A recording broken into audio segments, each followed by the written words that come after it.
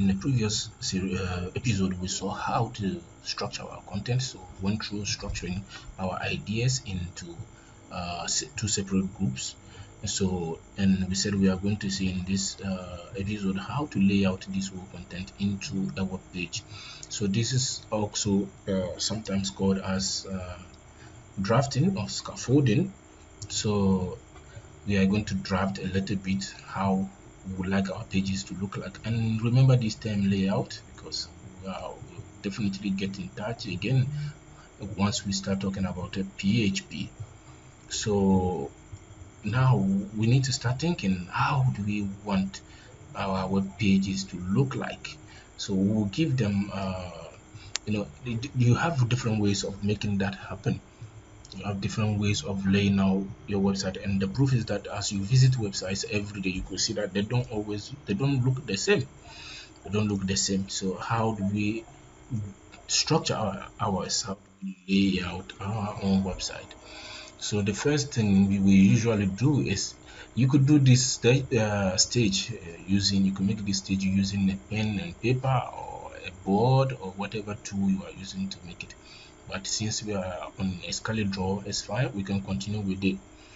So usually you kind of draw a rectangle like that to kind of symbolize your page, right? So in our case, I don't really have to use the freehand drawer pencil to draw it. So Excalibur has a rectangle, so I'll use this rectangle to make the shape of the page. So I'll make it the page like this. So this is basically like how our page is going to look like. And how do we place this content on our page? So in our case, we have about, works, contact, home. So this is assuming the home page. So let's say home page, make it blue, home page. So this is the home page. So when people open up our website, what do we want them to see? What should we give them? How do we make our website? Because you also have to think of the beauty of your website, the uniqueness of your website.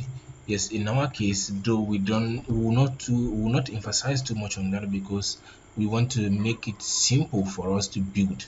So we don't really want to make it too complex, so that at the development phase it might look really too much to grab. So let's keep it simple and light. So in that, for that, I am thinking maybe we could have at the home page, since we are dealing with a portfolio, what do we emphasize on? What is so important about the portfolio website? It's obviously the person, the owner of the website. So I would like us to have somewhere the person's picture rounded like this, and then the person's name going on like that. So something like this. Maybe the bio here. So the bio is actually going to be where we write a little bit about the person. So let's assume our bio here is just the summary of the person. So let me just reduce the opacity and make that different.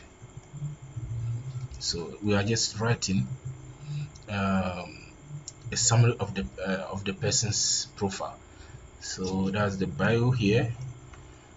And then the next thing we could also put here is let's say some statistics on the jobs and clients. So let's say we have some kind of icon like this showing the jobs, right? So let's say we have some tool like this showing the works, and then we have a number here, let's say x jobs, something like that, x jobs.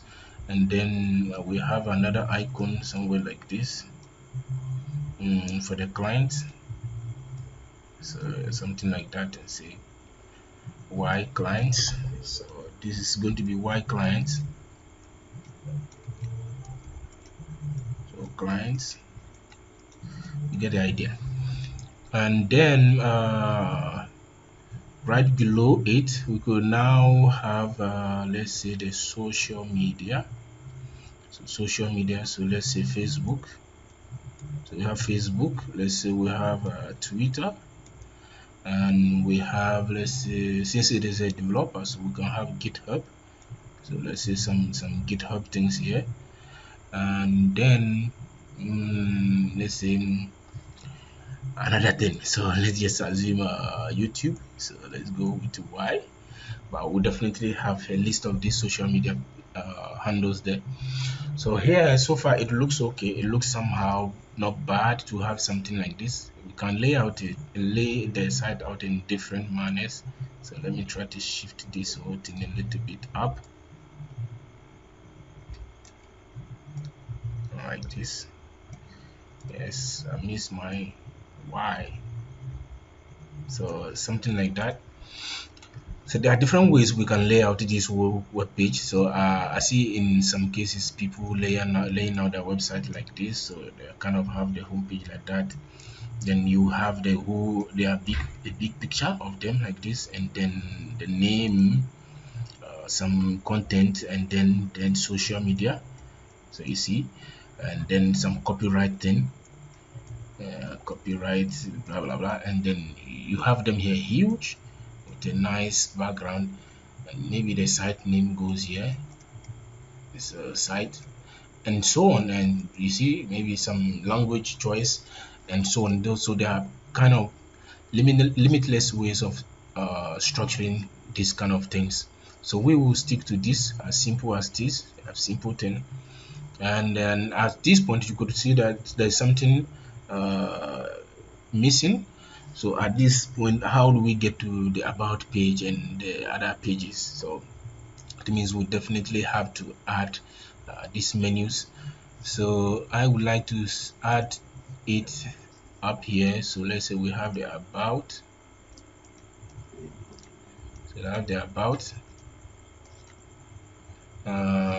In fact, not only the about, let's say the whole menu. So let me name it the menu. So and then you just do this, since we are just making prototypes. So we'll have the home, about, works, contact. So these menus will be here. And then at the left side, I would like us to write the site's name. So if you are going to buy, let's say, johndoe.com, so we could probably write that johndoe.com here. So we'll name it site. It will say site name.